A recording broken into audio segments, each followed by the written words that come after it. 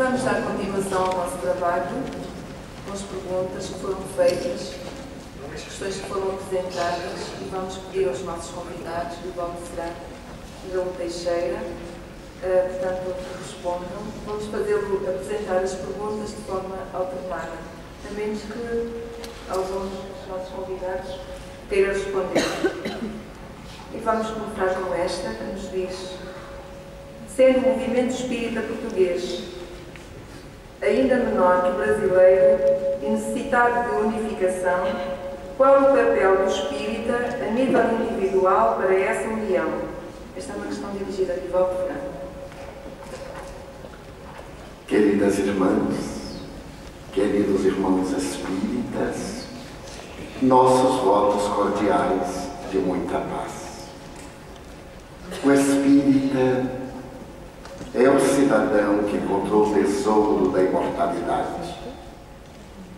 Ao penetrar na doutrina espírita, deixou-se iluminar pela libertadora doutrina das reencarnações. Os postulados espíritas são muito claros, porquanto se baseiam na ética moral do Evangelho de Jesus.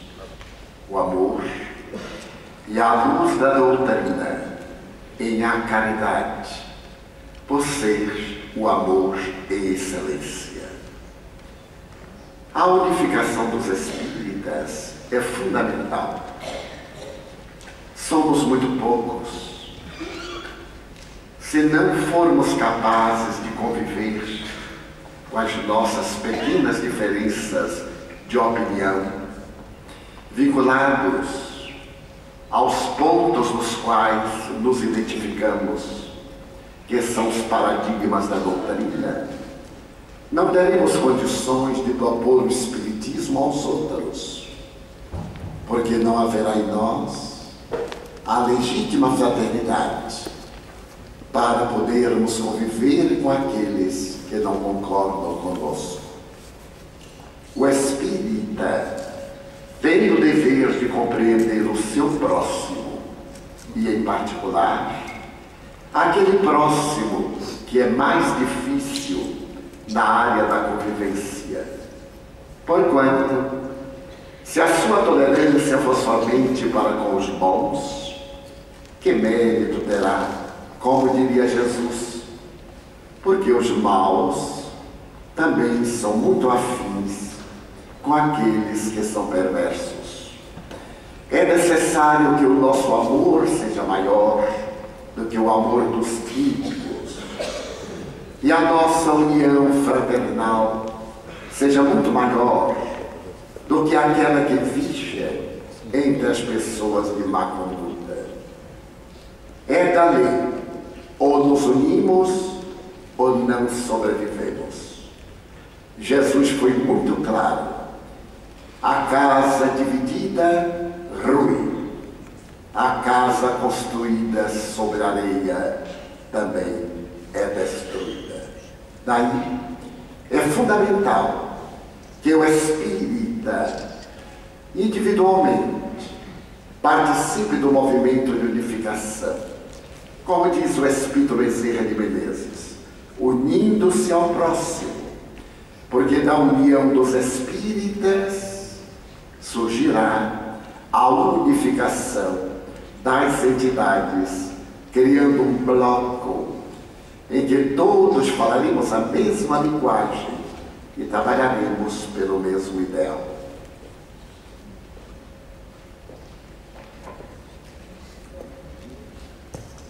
É necessária uma união entre as casas espíritas?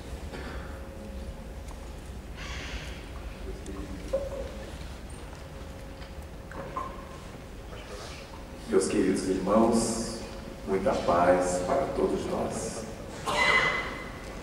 Considerando o mundo espiritual, que a casa espírita, o centro espírita, representa aquilo que representa a família para a sociedade, ou seja, o centro espírita representa a célula básica do movimento espírita, como a família é a célula base da sociedade maior, não há dúvida quanto à importância dessa relação fraternal entre as instituições. As casas espíritas são como as nossas famílias.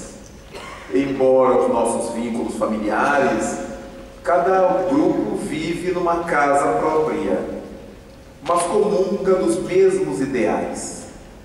Quando Allan Kardec estabelece no seu projeto 1868 que o ideal seria que tivéssemos muitas casas espíritas, não obrigatoriamente gigantescas, para que pudessem se confraternizar como famílias, ele deixava claro para nós a importância de que, para que o nosso movimento tenha salubridade, para que o nosso movimento espírita tenha saúde, que as suas células sejam saudáveis.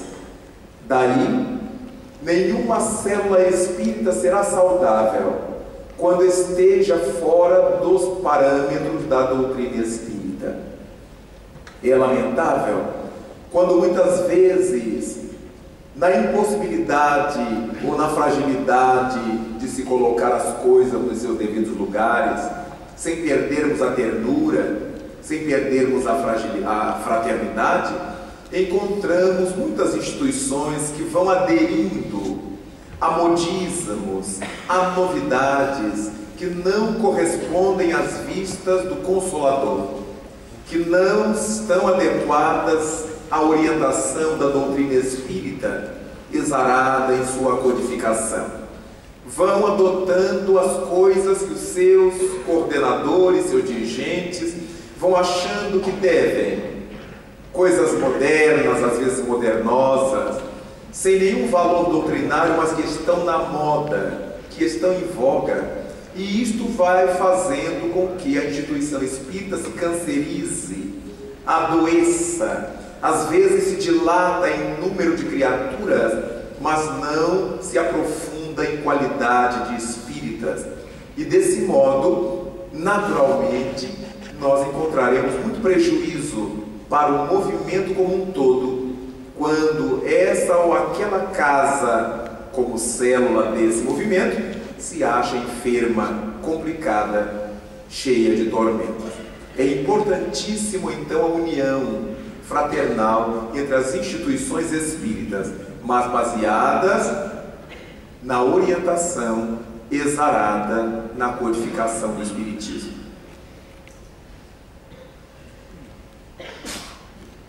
Agora, para Nivaldo Franco, temos 3 perguntas que são relacionadas com o mesmo assunto. Vamos ler as três. Como podemos entender o médium perfeito? Outra, a mediunidade é essencial para a doutrina? Todos nós temos mediunidade, como utilizá-la a nosso favor e do próximo? O médium perfeito é uma utopia. Em um planeta de provas e expiações, que se caracteriza pela imperfeição, como assevera Allan Kardec, até um planeta inferior, porque aqueles que habitamos ainda somos espíritos inferiores. Aguardar-se, portanto, o médium perfeito é sonhar-se de maneira utópica, mas podemos ambicionar por um médium honesto, sincero, cumpridor dos seus deveres. Em uma mensagem de alta relevância, o espírito Jeanne d'Arc, no livro dos médiuns, refere-se ao médium que, se havendo desincumbido de maneira nobre no ministério que abraça, da faculdade de que é instrumento, ele atinge o mediumato, o mediunato, como se queira. Equivale dizer-se que ele se torna um médium missionário, um apóstolo da mediunidade. mas por enquanto é muito raro, porque seria necessário que ele se despisse do ego, das ambições terrenas, que conseguisse ser um instrumento dócil aos bons espíritos, que pudesse perfeitamente canalizar não somente os espíritos bons, mas todos os espíritos, selecionando naturalmente para si as mensagens que são enviadas pelos mentores da humanidade. Diríamos que este é o médium cumpridor dos seus deveres. A faculdade mediúnica é inerente a todas as criaturas humanas. Também asseverou o insigne mestre de Lyon. É uma faculdade da alma que o corpo reveste de células para decodificar os seus conteúdos.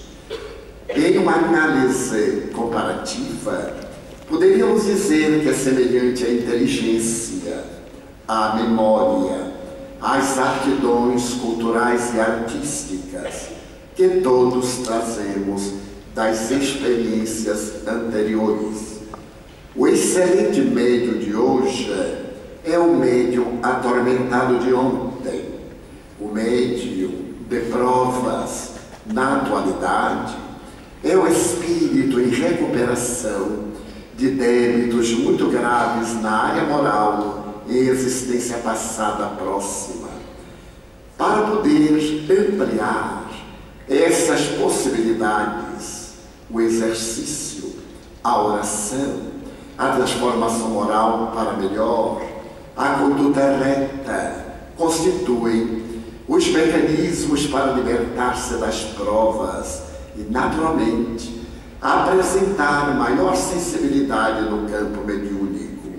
Por isso, o codificador estabeleceu que existem dois tipos de médiuns: os ostensivos e os naturais. Aqueles que de um momento para outro revelam a faculdade mediúnica de maneira incontestável, e aqueles outros que a pouco e pouco vão desvelando-a à medida em que trabalham para o bem. A mediunidade não é indispensável ao espiritismo, mas ela é necessária para a preservação do movimento espírita.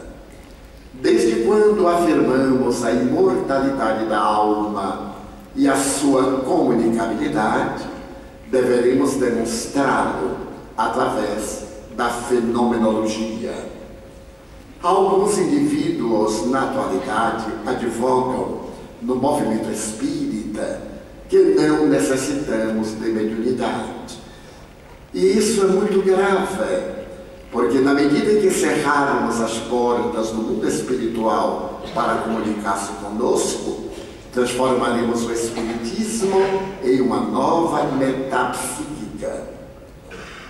Jesus teve a ocasião de asseverar: quando eles se calarem, as pedras falarão. Isto é, quando os discípulos não tivessem coragem de falar a verdade diante dos poderosos da terra, quando não tivessem envergadura moral de enfrentar os desafios e naturalmente submetessem-se, como ocorreu, às injunções perigosas do poder temporal, as pedras vieram a falar. Quais pedras?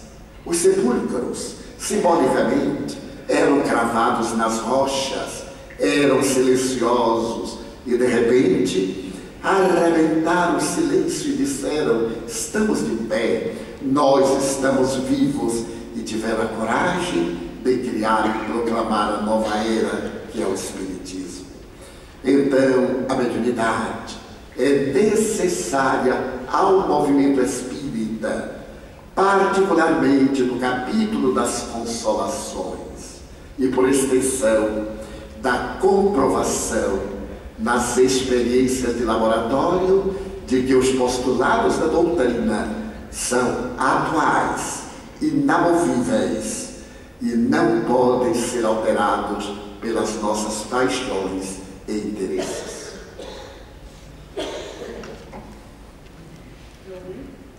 Como podemos compreender a ciência espírita?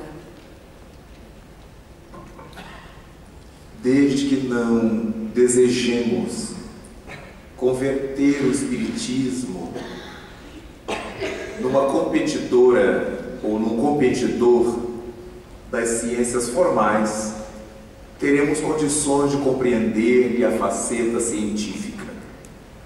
Muitas vezes, por falta de compreender o que significa ciência, o que quer dizer ciência academicamente, muita gente imagina que para fazer-se ciência em espiritismo, temos que voltar a crucificar os médiuns, a espetá-los, a amarrá-los a cadeiras, a peças elétricas, como se fez por necessidade no século XIX. Fazer ciência espírita é desenvolver o conhecimento espírita, a experimentação mediúnica de boa qualidade. Isto será trabalhar ciência espírita, uma vez que ciência significa conhecimento. Ciência, do latim, é conhecimento. E as ciências acadêmicas têm um formalismo. Formalismo esse que o espiritismo não tem. Nós podemos, a qualquer momento, repetir em laboratório qualquer experiência da física, da química, da biologia e outras, porque os materiais da física, química e biologia estão ao nosso dispor. A qualquer momento apanhamos limalhas de ferro e um magneto. Em qualquer momento separamos a folha de uma planta com os ácidos devidos. Em qualquer momento conseguimos misturar esse ou aquele elemento, essa ou aquela substância. Então a ciência formal pode repetir a seu bel prazer as experiências que deseje a qualquer momento, quantas vezes o deseje. No caso do espiritismo isso não acontece, porque nós temos como material de investigação um elemento que tem vontade, que tem livre-arbítrio, que se chama espírito. Os espíritos não comparecem quando a gente queira, eles comparecem quando acham que devam comparecer. De maneira que temos visto, por ausência dessa mentalidade do que seja ciência, as pessoas suporem que fazer ciência é fazer experimentação de laboratório. Mas fazer ciência é viver o conhecimento a respeito de alguma coisa. Seria importante que no movimento espírita nós fizéssemos ciência espírita tratando de compreender devidamente o que o espiritismo nos ensina e colocando isso em prática. Quando a ciência formal coloca seus conhecimentos em prática, surge a tecnologia. E se nós temos o telefone celular, o telefone comum, o fogão elétrico, isso se deve aos conhecimentos da ciência física, em torno da eletricidade, do magnetismo, da condução de calor, etc. Então se aplicam esses conhecimentos. Se nós dispomos de um medicamento ou de um produto de beleza, é porque a química permitiu a farmacologia utilizar as suas substâncias, os seus elementos nas devidas proporções, e então nós estamos aplicando um conhecimento de uma ciência numa área tecnológica. Deste modo, fazer ciência em espiritismo seria aplicar os conhecimentos do espiritismo na nossa vida. Daí Allan Kardec colocou no frontispício de O Livro dos Médiuns, que o Livro dos Médiuns tratava do espiritismo experimental. Ele não disse que era ciência espírita, ele disse que era o espiritismo experimental. Porque todas as vezes que nós trabalhamos o experimento, estamos usando os conceitos científicos. No caso do Espiritismo, estamos utilizando os conceitos da sua codificação. É muito comum pessoas quererem furar médiuns, amarrar médium, mas não mudar a sua vida moral, não transformar o seu modo de viver. Então isso não é um trabalho científico, é um trabalho experimental de má qualidade. Porque Allan Kardec teve o cuidado de definir em O Livro dos Médiuns aqueles chamados espíritas experimentadores. Eles veem no Espiritismo apenas isso, e não a possibilidade de viver os seus preceitos de ordem ético-moral. Quando Allan Kardec trata, na mesma obra, dos verdadeiros espíritas, é o único tipo de espíritas que ele utiliza dois títulos: os verdadeiros espíritas, isto é, os espíritas cristãos. De maneira que quando nós falamos de ciência espírita, ficamos olhando o pessoal que nunca passou na porta da academia, mas que se acha douto em ciência. Qualquer coisa é ciência. E muita gente acha que fazer sessão mediúnica, 10, 20, 30 sessões mediúnicas, é espiritismo científico. Não, espiritismo experimental. Espiritismo científico é vivenciar aquilo que a gente aprende na teoria, no conhecimento da doutrina espírita. Por mais que isso possa parecer inverossímil, isto é fazer ciência espírita.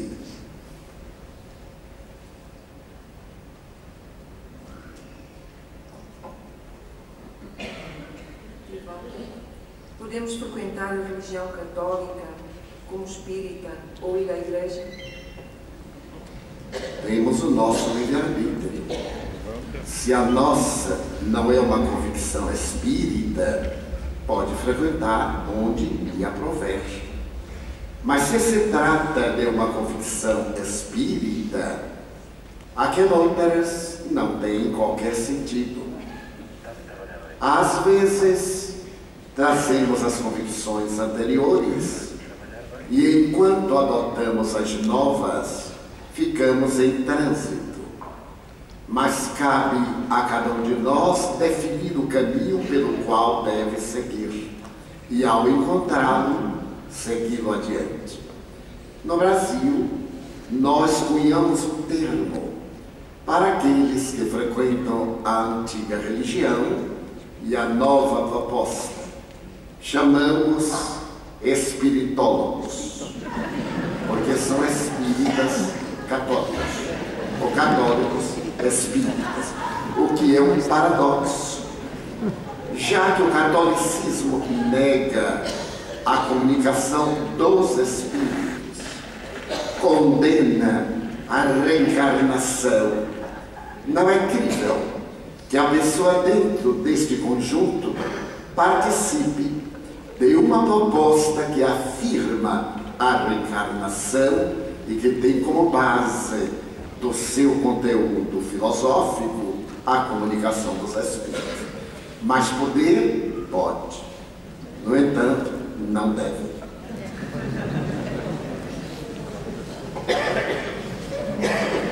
Permitam que eu faça aqui um pequeno parágrafo. Há alguns amigos meus colocados na sociedade e que querem ir ao centro espírita tratar, costumam dizer que não querem ser vistos, porque depois vão dizer. E eu costumo dizer-lhes, ou perguntar porquê, depois vão dizer. Mas se as pessoas vão dizer, quem ouvir as pessoas dizerem, vai dizer que também lá estavam. E, portanto, não há que ter medo. Se viu, vai calar também, porque não quer que se saiba. Então, eu pedi esta intervenção como seguinte. Às vezes, nós ouvimos dizer que dirigentes espíritas vão todos os domingos à missa. Essa mensagem eu ouvi do Roger Perret, que dizia que os centros espíritas portugueses em França, às segundas, quartas e sextas, dão o espiritismo em português, às terças, quintas e sábados dão em francês e ao domingo vai tudo à missa. Ora, eu gostaria de colocar aos trabalhadores espíritas, porque esta pergunta é de um trabalhador espírita. Nós temos que ter muito cuidado quando, às vezes, dizemos que trabalhadores vão à missa, porque podíamos ser acusados de também ir. E lá os termos visto assistir à missa. Então temos que ter algum cuidado. A pergunta está subjacente. Eu já ouvi um trabalhador dizer-me assim: eu tenho que ir à missa porque disseram-me aqui que espiritismo não é religião e eu quero praticar a religião. Isto faz parte da falta de esclarecimento doutrinário dentro do centro espírita, porque é evidente que a fraternidade deve se viver dentro do centro espírita. Portanto, quando alguém disser fulano vai à missa, não vale a pena dar muita importância, porque às vezes são calúnias graves. Mas é verdade que muitos trabalhadores, muitos frequentadores das casas espíritas vão à missa. Porquê? Vamos perguntar. Obrigado.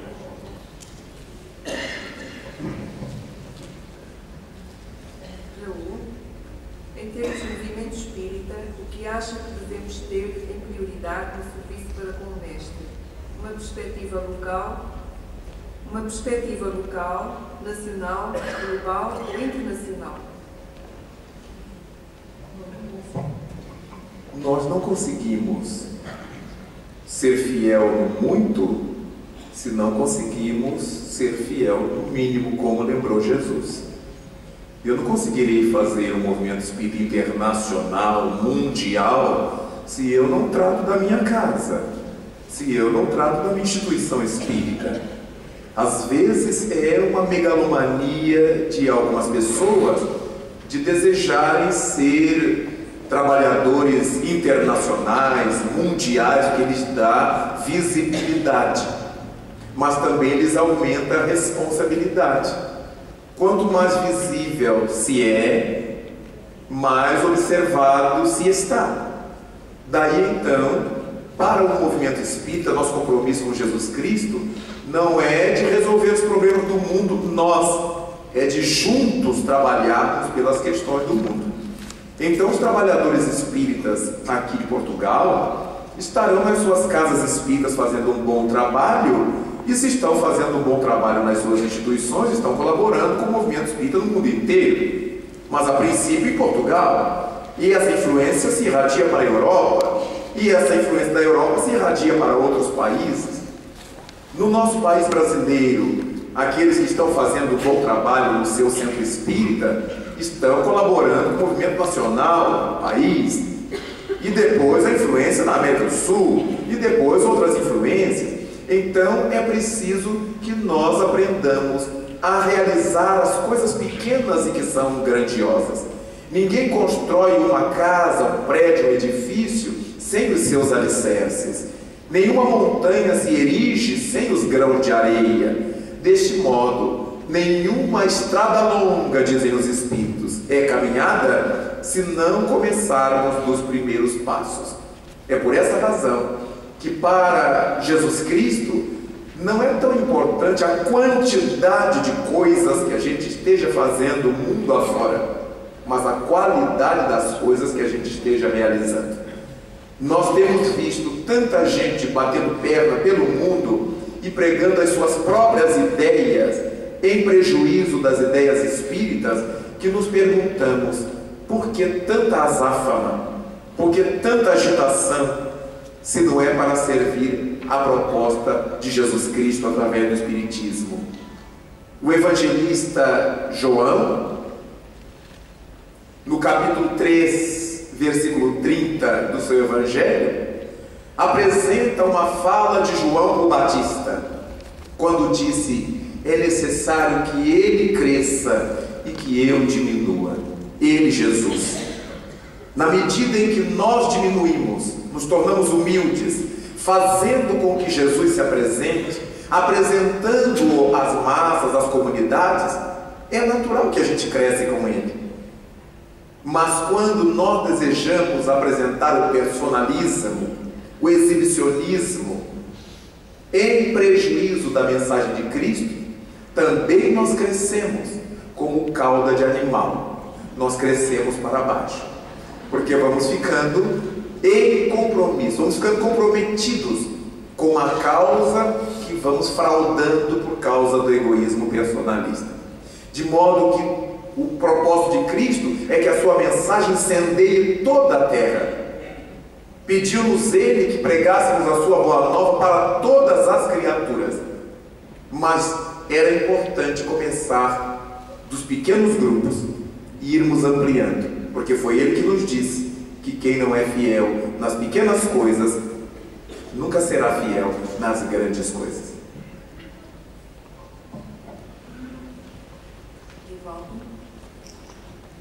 Neste congresso, muito falamos do dever de amor e caridade para com o próximo. Sendo assim, na sua opinião, por que será que não conseguimos ainda ter a amplitude que os espíritas têm no Brasil no que concerne à ajuda à comunidade? Não se deveria privilegiar o atendimento fraterno no campo da desobsessão e doutrinação? Deveremos considerar que o Brasil é um país cujo território é muito grande. Depois, as necessidades no Brasil são muito diferentes das necessidades em Portugal. Deveremos privilegiar o estudo da doutrina. Quando nós estudamos a doutrina, temos respostas para os graves problemas que afligem a criatura e, por extensão, a humanidade.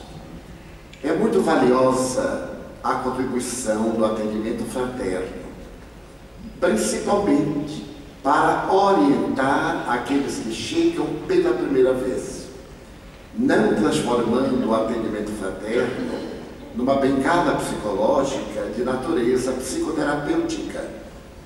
Deveremos despertar as consciências humanas que se adentram pela seara espírita ao cultivo da autorresponsabilidade. Não raro, as pessoas vêm de outras doutrinas totalmente desinformadas e esperam encontrar no Espiritismo milagres, soluções para os problemas mais triviais e transformarem os médios em pitons, pitonisas e solucionadores dos seus problemas. O atendimento fraterno é um recurso de natureza psicológica e pedagógica para orientar os novos, mostrando-lhes quais os caminhos a seguir, demitizando a auréola fenomênica a respeito do Espiritismo, elucidando que não se tratam de fenômenos sobrenaturais. Desse primeiro contato, ou talvez de um segundo, à frequência à casa espírita, sessões doutrinárias, aos cursos, para que se esclareça, para que se ilumine. As reuniões mediúnicas ou fenomênicas são a consequência natural desse conhecimento adquirido. E na área das desobsessões, que são de grave responsabilidade, somente devem ter acesso às pessoas realmente instruídas doutrinariamente, para evitarmos a queda em obsessões lamentáveis por fascinação e muitas vezes por subjugação. Daí torna-se indispensável o estudo da casa espírita. O insigne codificador em O Livro dos Médiuns, no primeiro capítulo, Há Espíritos, ele diz: antes de tornar-lhes alguém espírita, fazei-a espiritualista. É que vale dizer, antes de oferecer ao indivíduo as propostas do Espiritismo, fundamente nele a crença na sobrevivência da alma. De espiritualista ele se torna espírita. O que vemos? As pessoas vão às reuniões espíritas só para solucionarem problemas de saúde. E o que é lamentável, desenvolve-se sutil e gravemente uma campanha sórdida contra a medicina, O Espiritismo não veio substituir a ciência médica, veio ajudá-la, veio oferecer aquilo que lhe faltava.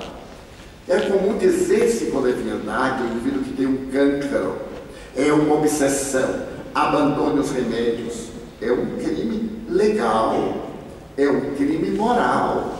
Com que autoridade podemos dizer isso a um paciente? Por melhor médium que sejamos.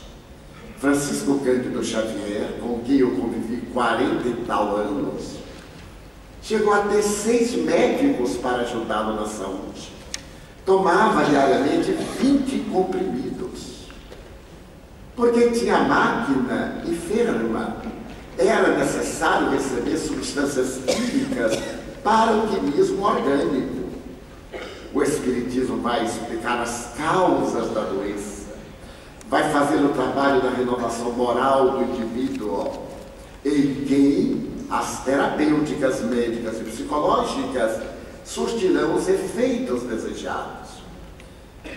Agimos de maneira incorreta, caímos nas consequências negativas, vamos às reuniões para que o problema seja resolvido. Não é esta a função do Espiritismo. Resolver os nossos problemas materiais. Quem aqui dentro não os tem?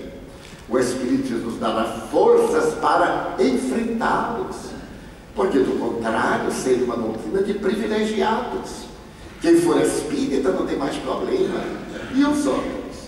Estaremos criando o Deus dos espíritas, como já tivemos o Deus de Israel? Então, o atendimento fraterno é uma porta de acesso ao estudo, para que o indivíduo conscientize-se. E o egrégio codificador, mais uma vez, no capítulo 3º do Livro dos Médiuns, tem ocasião de, ao abordar do método, dizer que uma simples conversa de Espiritismo é uma aula de Espiritismo. Nós devemos libertar as pessoas da dependência de outrem, ajudá-las a pensar por si mesmas. Está no Livro dos Espíritos a liberdade de consciência. Pessoas às vezes me perguntam o óbvio, dá-me uma profunda compaixão e confesso que tristeza, porque não é essa a função do Espiritismo e da mediunidade. Deverei hoje visitar meu avô que está morrendo? Deus meu! Este é um princípio ético, moral, de consciência do indivíduo. Deverei eu ir a uma festa de aniversário que me convidaram? Estaremos sendo hoje as novas Sibilas. A mediunidade tem posturas mais dignas. E os bons espíritos não se submetem a essas indagações frívolas, fúteis, para não se tornarem vulgares. Então, o atendimento fraterno é importante, como uma orientação para que o indivíduo se adentre na casa espírita, para estudar o Espiritismo, conscientizar-se e, à luz da doutrina, resolver os seus problemas, participando das reuniões doutrinárias, das reuniões fenomênicas ou mediúnicas, levando os filhinhos à evangelização infanto-juvenil, evangelização espírita, incutindo-lhes desde cedo a mensagem libertadora dos imortais. A contrapor aos que afirmam serem as aptidões inatas das crianças apenas herança genética. Naturalmente que nos cabe todo respeito aos genetas, aos geneticistas, à genética, às ciências, de um modo geral. Nada obstante, Allan Kardec teve uma expressão muito bonita, muito importante no Livro dos Médiuns, que podemos usar para essa situação. Escreveu o codificador que os adversários do Espiritismo costumam errar por uma única razão. Eles transformam em coisas absolutas fenômenos que são relativos. Allan Kardec dizia isto porque, em função de se descobrir que há fenômenos provocados pela alma do médium, que ele chamou de anímicos, então, para os opositores do espiritismo e da mediunidade, não existem fenômenos mediúnicos. Todos seriam fenômenos anímicos. Então Kardec se aproveita e diz isto. O erro deles é absolutizar, totalizar aquilo que é relativo. O próprio codificador identificou fenômenos provocados pela alma dos médiuns e fenômenos provocados por espíritos utilizando-se dos médiuns. No campo dessas heranças genéticas, elas existem, indubitavelmente. Mas o fato de existirem heranças genéticas, não podemos afirmar que tudo será genético. E os bons espíritos nos mostram que quando determinada situação é genética, só o é por causa da necessidade do espírito que mergulha naquele contexto. Se eu renasço numa família que tenha problemas, por exemplo, de hipertensão, numa família que tem inclinação a ter câncer aos 40 anos de idade, é genético. Mas por que é que a divindade me pôs nesse núcleo familiar? Nesse grupo familiar? Porque eu preciso dessa experiência como espírito imortal, em função dos meus débitos, de minhas necessidades gerais. Então, para nós espíritas, não deve nos assustar essa palavra genética, porque a genética, para nós humanos, só passa a funcionar depois que o espiritual funcionou. Quem atrai, quem aciona, quem impulsiona o espermatozoide para que ganhe a corrida pela tuba uterina até alcançar o óvulo, é o espermatozoide acionado pelas energias do espírito, esteja ele consciente do que está fazendo ou não. A presença, a aproximação do espírito da sua mãe, do ambiente em que vai reencarnar, ativa o espermatozoide que carrega a experiência de que ele necessita. É a frequência do espírito que ativa aquele espermatozoide próprio. Tanto é que o espermatozoide que ganha essa corrida, ele tem que ser o melhor, é o ganhador da corrida. E por que é que nascem crianças descerebradas? E por que é que nascem crianças defeituosas? Se o espermatozoide era o melhor para aquela situação, para aquela condição. Por que nascem cegas, surdo-mudas, lesionadas de variadas formas? Se o espermatozoide que ganhou a corrida devia ser o melhor, o mais potente. Então, antes da genética, existe a genética espiritual, a genética transcendental, a seleção que o próprio espírito faz, mesmo que não tenha consciência disso, da bagagem genética que lhe corresponde. Então, quando nós falamos se determinada coisa é genética ou não é genética, nós estamos apenas pisoteando, chovendo no molhado. Tudo que ocorre conosco em nível de soma, de corpo, é genético. Só que um genético dentro do qual o espírito tem que estar encaixado por seus méritos ou por seus débitos. Então, as nossas inclinações, as nossas tendências, aquilo que a gente faz na encarnação, é coisa nossa, do espírito, que a genética propicia ou não, que a genética facilita ou não. Se alguém quisesse ser atleta, mas tivesse uma problemática óssea, já não poderia ser. Alguém que queira ser nadador, atleta disso ou daquilo, mas tem uma dificuldade pulmonar, respiratória, já não pode ser. Então, obviamente, nós estamos na encarnação atendendo a preceitos de ordem genética, quando analisamos as coisas biologicamente.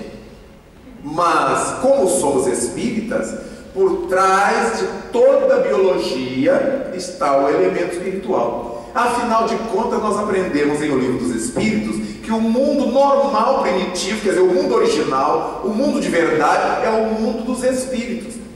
Todas as coisas que se nos passam nos mundos materiais são em decorrência dessa realidade que nós somos, espíritos. Dessa realidade em que estamos, no mundo normal primitivo, temporariamente matriculados numa de suas escolas, que é a Terra.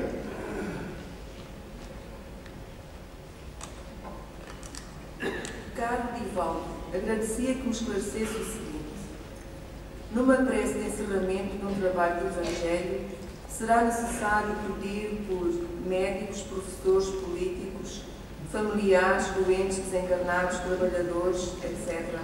Não fará isto parte de um trabalho de vibrações? Sem a menor sombra de dúvida. Uma prece de encerramento é uma prece conclusiva, é uma síntese, é o momento de agradecer o que aconteceu. Em um momento em que vamos dedicar as nossas orações aos que sofrem, àqueles que são os pioneiros do bem, os realizadores do amor, tem cabida enunciarmos os familiares, os amigos, os cientistas, os que nos deram seus nomes.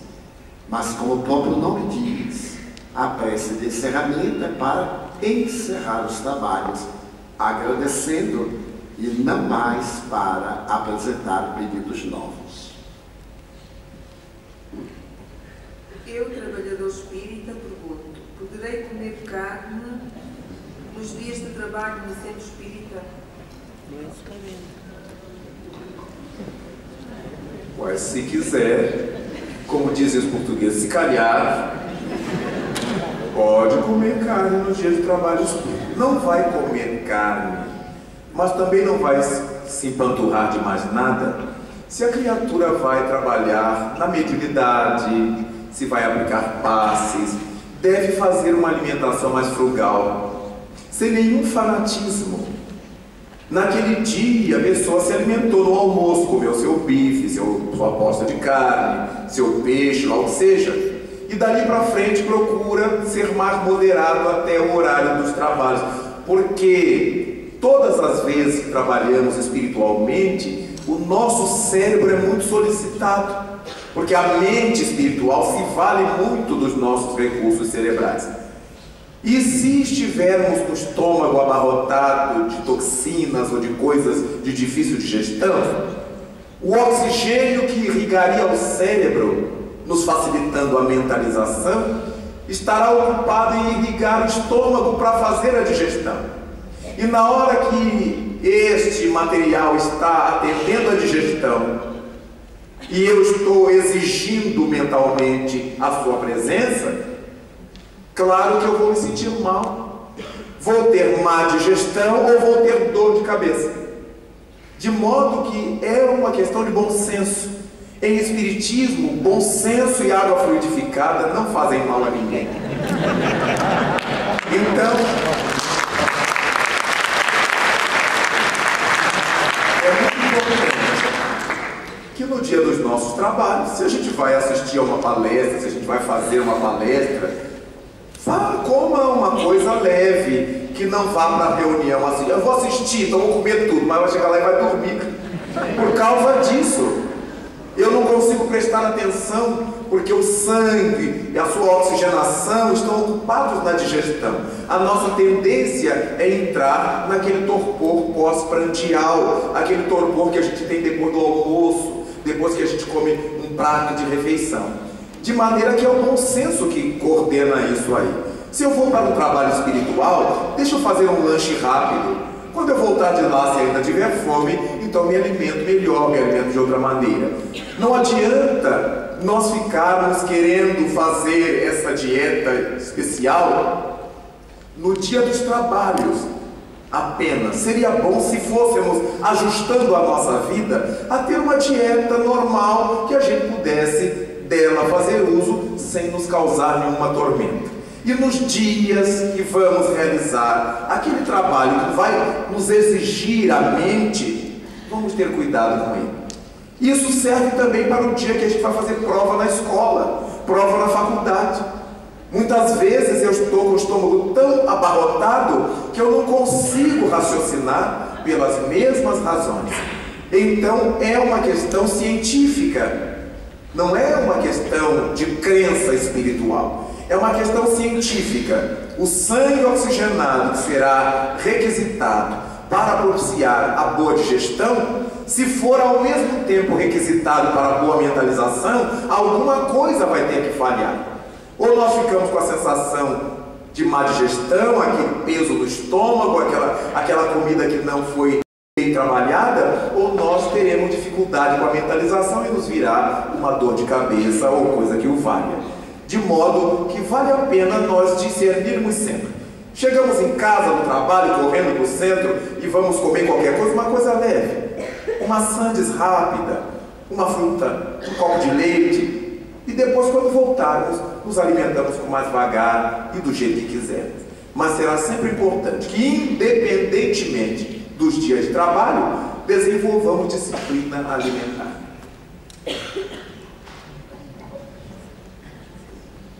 A religião, nas suas ideias e concepções principais, tem acompanhado a evolução e a compreensão da humanidade. Cumpre, num congresso em que se discute o Espiritismo como plataforma para o futuro da humanidade, questionar o papel do Espírito e das suas ideias na mudança da mente, como agir perante um progresso ainda amoral. O Congresso Espírita deve ter uma tese desse quilate como plataforma para o futuro. Um congresso é algo mais do que uma reunião confraternativa.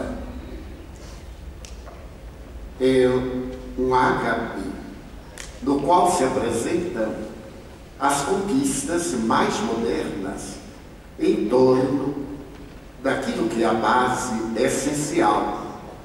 É claro que a religião, evoluindo com a própria sociedade, vai se libertando dos velhos atavismos e cerimoniais que se justificaram numa época que ficou no passado. O Espiritismo não tem uma religião formal, não é. Antes, é uma doutrina de consequências religiosas. Por isso que não tem nenhum dos atavios das doutrinas religiosas convencionais.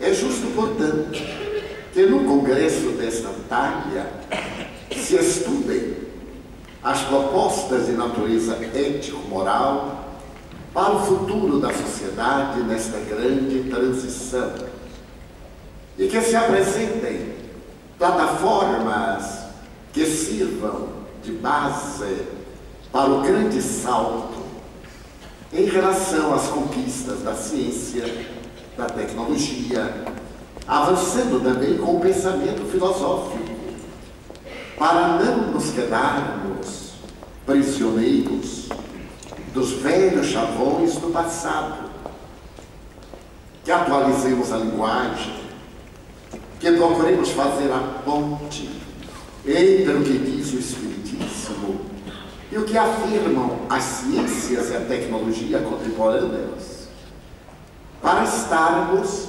ao lado das conquistas mais avançadas e podermos viver o progresso em toda a sua plenitude.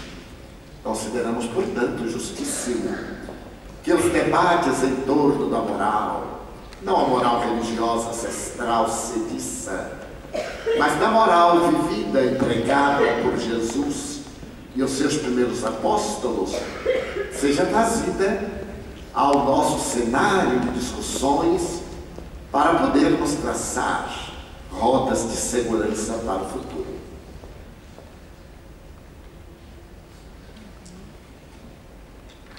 Quando nascemos, recebemos um cérebro novo que não contém as recordações e as memórias das outras vidas, mas nascemos com lições aprendidas. Existimos encarnados entre parênteses filho e ao mesmo tempo no mundo celeste entre parênteses Pai, que nos fala ao coração.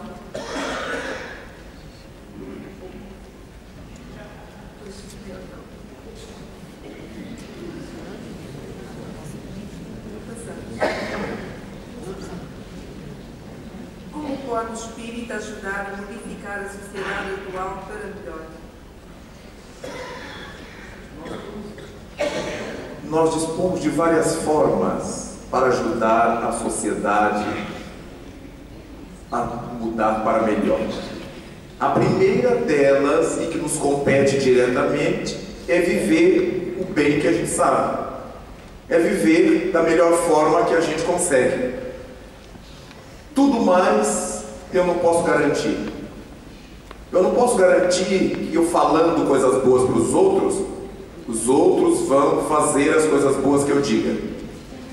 Mas eu posso garantir que serei capaz de vivenciar aquilo que estou aprendendo. A única coisa que a gente pode garantir é o relativo a nós próprios. É claro que eu posso colaborar com a sociedade, ensinando, pregando, trabalhando, dando a minha cota de conhecimentos gerais para que a vida seja melhor, mas eu não posso garantir que as pessoas vão usar isto para que a vida se torne melhor. Repito, o que nós podemos garantir é a nossa atitude.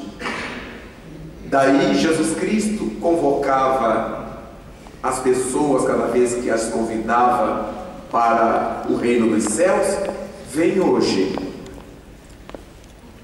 Vem hoje. Porque o hoje está garantido.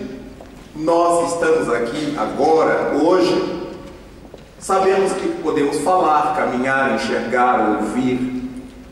Posso me alimentar, posso me alegrar, posso sorrir, posso chorar. Hoje eu garanto, amanhã eu já não posso garantir.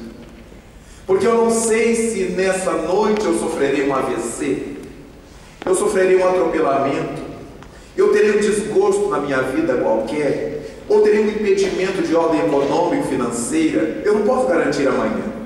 Hoje eu posso. Vem hoje trabalhar na vinha do Senhor. Então, cada dia que passa, nós podemos pensar no que eu devo e posso fazer em prol da comunidade em que eu viva. Só que essa comunidade que eu vivo é muito ampla. Mas Deus me colocou numa nesga, num pedaço dessa sociedade que se chama minha família. E me cabe começar a tratar bem essa macro-sociedade, cuidando bem da minha micro-sociedade doméstica. Às vezes nós temos essa ansiedade de salvar o mundo lá fora, onde as pessoas não nos conhecem. E temos uma má vontade cronificada em atuar no mundo onde as pessoas nos conhecem. Costumamos tratar muito mal aqueles a quem devemos tudo dentro de casa. Aqueles que fazem nosso alimento, que cosem, costuram nossa roupa, que lavam nossa roupa, que arrumam nossa habitação. Seja a nossa mãe, seja a nossa secretária doméstica, seja a esposa, costumamos ter muito má vontade para com essas pessoas, mas queremos salvar o mundo lá fora. Há algum tempo li um livro chamado Mulheres Espancadas, e num dos capítulos li algo que me estarreceu à época. Há alguns anos, um prêmio Nobel da Paz foi chamado à delegacia em Londres porque ele espancava a mulher. Então ele ganhou o prêmio Nobel da Paz. Aí eu comecei a pensar que era da paz, a pá de cavalo, e devia bater a mulher de paz. Porque nós encontramos muito isto. Pessoas que são muito boas na sociedade, mas que são muito perversas, indiferentes, cruéis, ingratas dentro do próprio lar. Voltamos a Jesus. Quem não é fiel no mínimo, não será fiel no máximo. Daí, às vezes, me preocupa uma certa ansiedade messiânica que muita gente tem de salvar o mundo. E fazem planos de salvar o mundo, uma fundação para salvar o mundo. Mas qual mundo?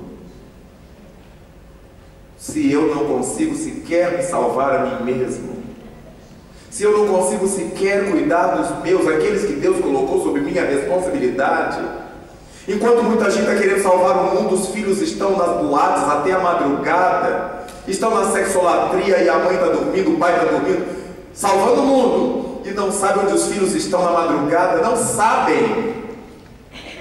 Os filhos estão na drogadição, na criminalidade. Que mundo é esse que a gente quer salvar? Se aquele mundículo que Deus colocou sob nossa responsabilidade, nós não conseguimos sequer encaminhar. Vemos pais e mães espíritas, cujos filhos não gostam de ir à evangelização. Qual a idade do filho? 5 anos, 6 anos, então eu não levo. Às vezes eu perguntei a algumas, por que não leva? Essa criança só tem 5, 6 anos, ela nem sabe. Porque eu tenho que respeitar o livre-arbítrio do meu filho.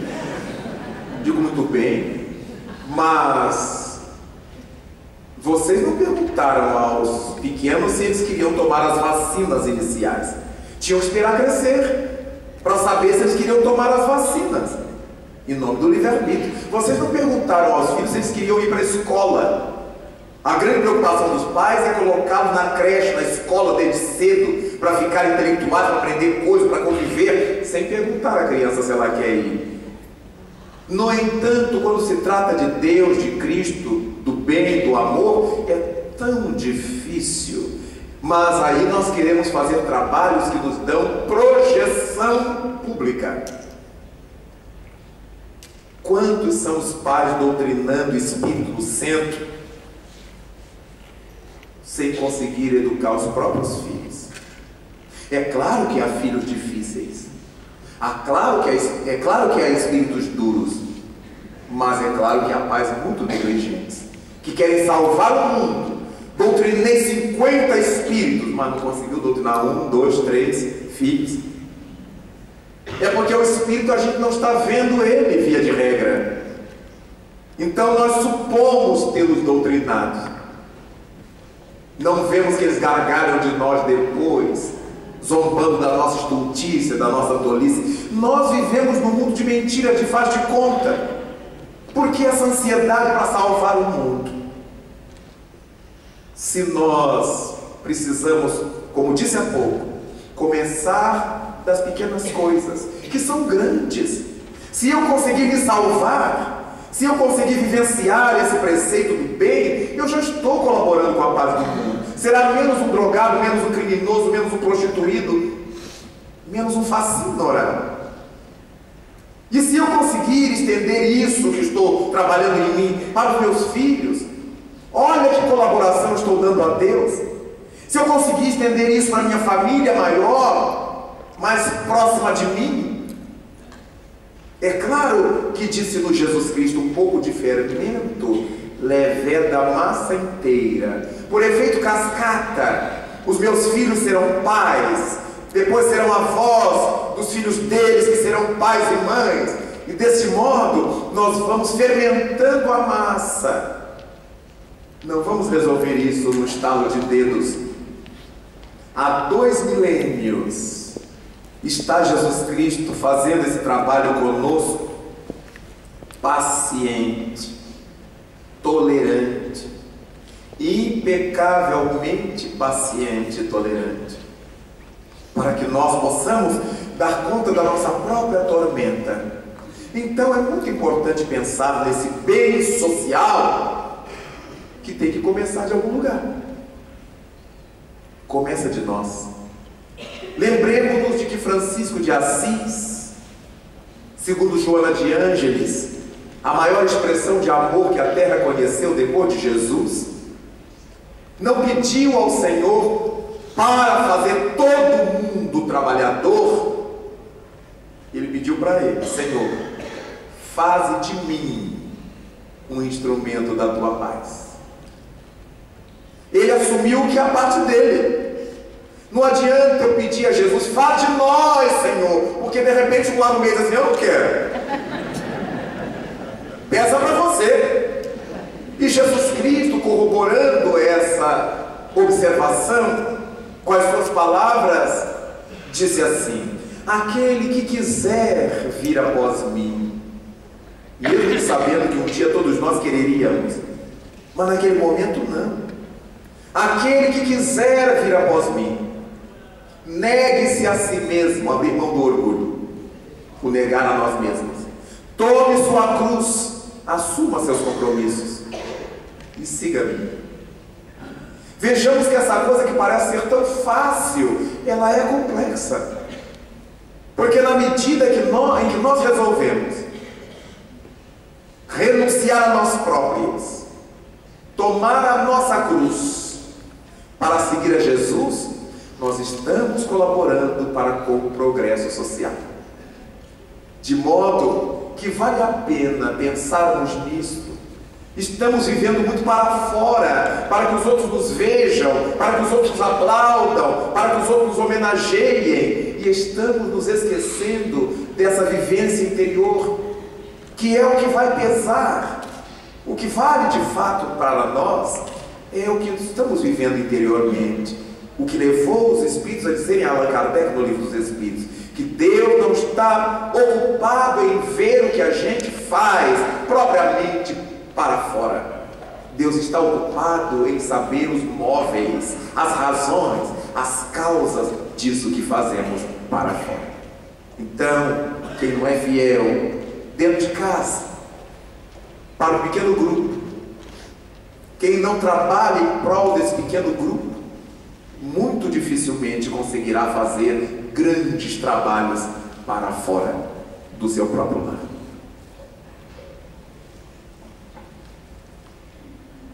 Estimado Divaldo, em que contribui para o Espiritismo o conhecimento dos espíritos índigos e cristais? Ainda sobre o polémico tema, são estes espíritos comparáveis aos de Capela? O Espiritismo marcha ao lado do conhecimento, avança com a ciência, mas não se detém onde a ciência para. Vai mais além. Enquanto a ciência estuda os efeitos, o Espiritismo remonta às causas. Allan Kardec. Os espíritas não podemos ficar à margem dos acontecimentos na Terra. Cabe-nos acompanhar o processo cultural, tecnológico, tudo aquilo quanto, de um momento para outro, chama a atenção da coletividade. O Espiritismo é uma doutrina essencialmente de educação. E os educadores, particularmente psicólogos, pedagogos, começaram a observar que nas últimas décadas apareceu uma geração de crianças rebeldes, uma geração de crianças com várias deficiências, crianças com a deficiência do déficit de atenção, crianças com a grande problemática do déficit de atenção e de hiperatividade. Começaram a ser notadas essas crianças irrequietas, agressivas, desrespeitosas, e sem saber-se a que se referia essa conduta. Logo, as doutrinas psicológicas denominaram-nas como crianças patológicas. E a psiquiatria, para poder acalmar as reações dessas crianças agressivas, passou a usar a substância Ritalina. Nesse ínterim, psicólogos americanos e ingleses notaram que essas crianças apresentavam uma exteriorização psíquica muito peculiar, a aura, na linguagem esotérica, com uma tonalidade não convencional, não habitual, Como se tratava de uma tonalidade azul, que fazia lembrar o tom índigo de uma planta na Índia que oferece a tinta para os blue jeans, chamaram-nas como crianças índigo, somente para finalidade psicológica de classificação.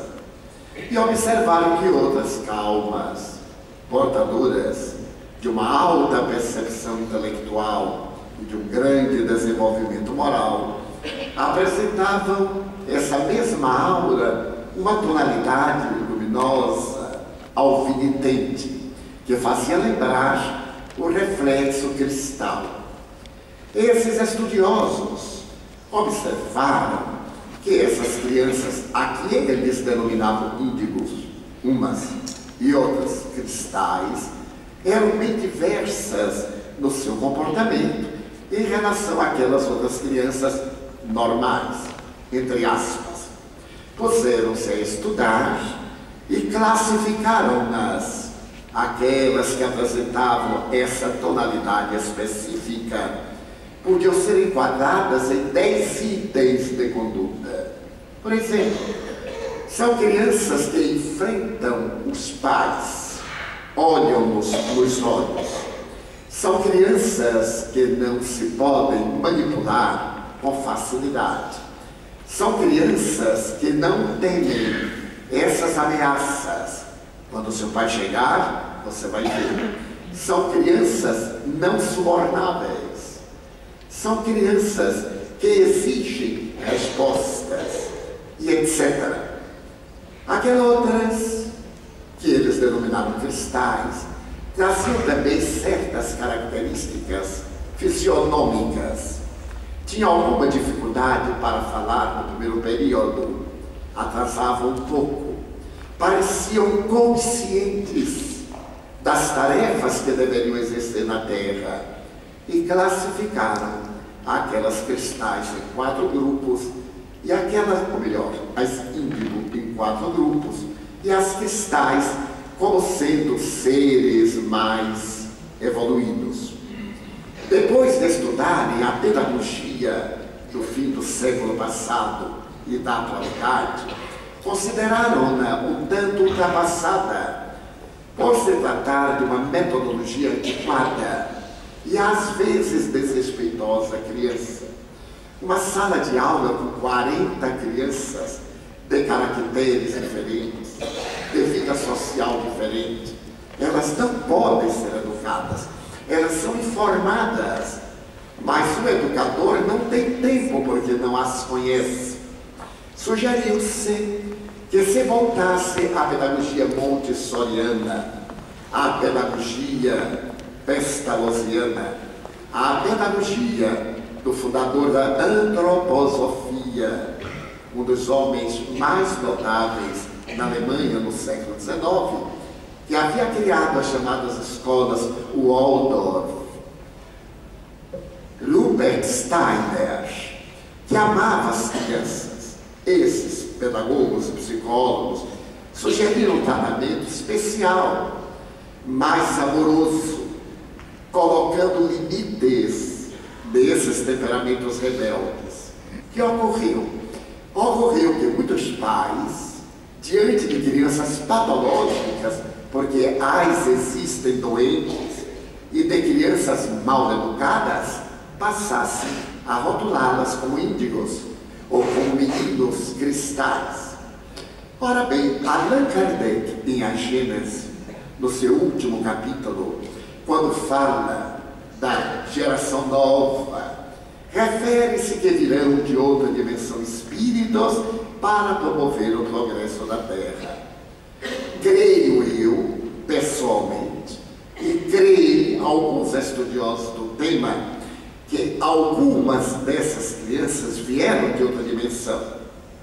Acredito pessoalmente, e acreditam outros estudiosos, que teriam vindo de uma das estrelas da constelação das Pleiades, de Alcione, com a tarefa de promover o progresso da Terra, como aconteceu no passado com chamados emigrados de Capela.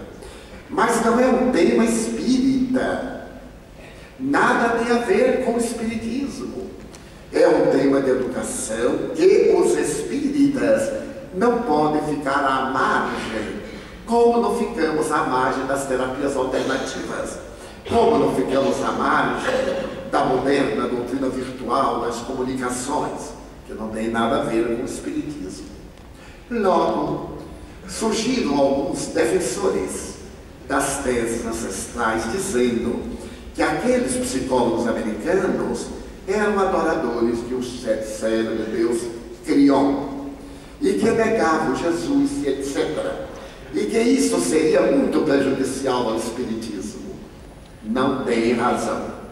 Porque Piaget, um dos nobres psicólogos e educadores, cuja doutrina psicológica vigeu entre os anos 70 e 2000 e ainda era absolutamente ateu. A contribuição de muitos ateus e de muitos religiosos nada tem a ver com a doutrina espírita. Quando Santo Agostinho nos traz a revelação extraordinária que encontramos na doutrina espírita, poderíamos dizer, mas ele foi padre católico, ele foi bispo, então não é válido o argumento de que aqueles indivíduos teriam uma conduta religiosa diferente da nossa. Nada tem a ver. O que nós temos a ver com as suas descobertas é um estudo que apresentam em torno dessas crianças, conclamando-nos a estudarmos a melhor conduta perante elas e não seja de estranhar. Porque qualquer estudioso de pedagogia que tenha um pouco de bom senso deve lembrar-se que por volta do ano 2000 a Unesco encomendou ao insigne ministro de Educação da França, Jacques Delors, um estudo a respeito dos novos métodos pedagógicos para o século XXI. E Jacques Delors ofereceu um relatório extraordinário que motivou a Unesco a convidar um dos mais eméritos educadores vivos a apresentar uma proposta de educação. E nós recebemos os 4 pilares da educação. Deus dos homens fabulosamente amorosos em relação à criança. A sua proposta é para ensinarmos a ser, ensinarmos a fazer, ensinarmos a conhecer, ensinarmos a relacionar-se. Então esse trabalho notável de André Morin abre pilares à proposta da educação espírita, que o nosso querido José Raul referiu-se na conferência de abertura, na questão 685A, quando Kardec se refere à educação, não a educação adquirida através dos livros, mas a educação moral, aquela que é resultado dos nossos exemplos. Então as crianças índigo são uma denominação que não se devem aplicar às crianças. A criança é criança, tratada como uma criança comum, naturalmente, com caráter especial, um gênio. Uma criança superdotada, por mais que tenhamos cuidado, ela é superdotada, merece um tratamento especial. Então algumas dessas crianças revelam-se, por fatores que o tempo aqui não nos permite explicar, e podem tornar-se criminosos seriais. Mas também nesses planos vêm espíritos rebeldes, intelectualmente desenvolvidos e moralmente muito atrasados, para pôr em xeque os nossos valores éticos, para confrontarmos a virtude e o vício. Como podemos demonstrar a excelência do amor se todos nos amarmos e não tivermos problemas? Onde estarão as nossas resistências morais no lar, com filhos difíceis, trabalhando-os para que eles não se convertam em joguetes do mal contra a sociedade? Então, eu, pessoalmente, e aqueles que estudam essas crianças especiais, cremos que são já os grandes pioneiros do futuro, o que não quer dizer que não tenhamos aqui na terra mesmo missionários notáveis que desde os anos 70 estão reencarnando em massa para poder apressar essa revolução que está entesourada no Evangelho de Jesus, Marcos 13, 32. E eu roguei a meu Pai, disse Jesus, para que tivesse compaixão e atenuasse as dores da sociedade. Quando ele fala no sermão profético, será necessário falar da violência urbana, dos desassossegos morais, da depressão, do distúrbio do pânico, das doenças degenerativas, das ansiedades, do medo, da prostituição dos costumes, da perda dos valores éticos de nossa cultura social, das guerras internas e externas no lar e entre as nações. Então Jesus interferiu para que não só sobrássemos. E então vem os grandes missionários do amor, e aqui estão eles.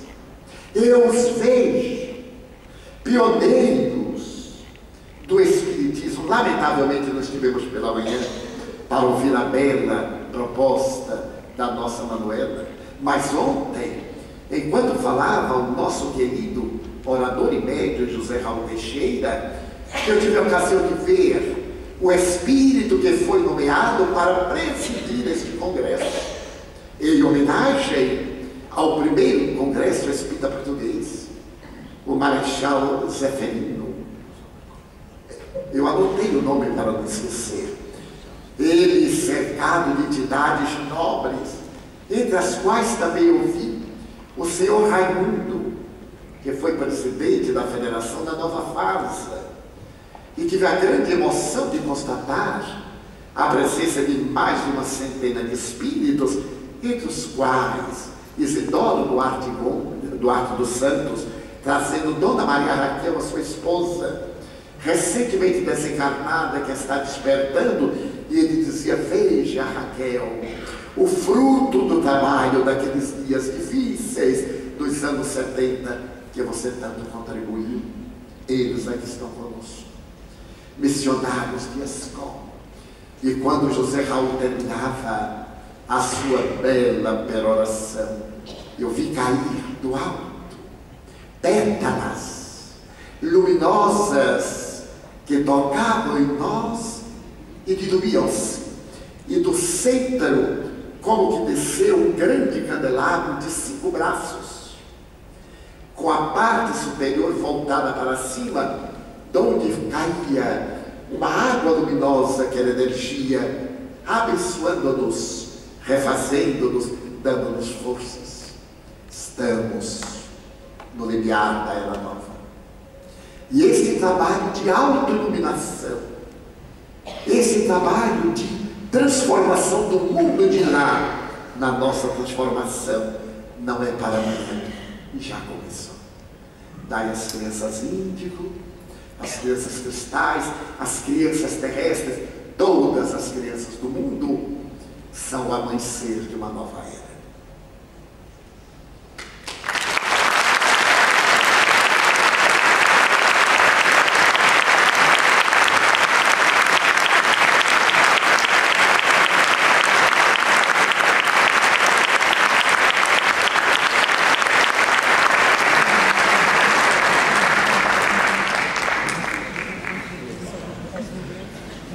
Agradecemos a presença dos nossos convidados, do João Franco, do Teixeira, e vamos dar continuação ao nosso trabalho.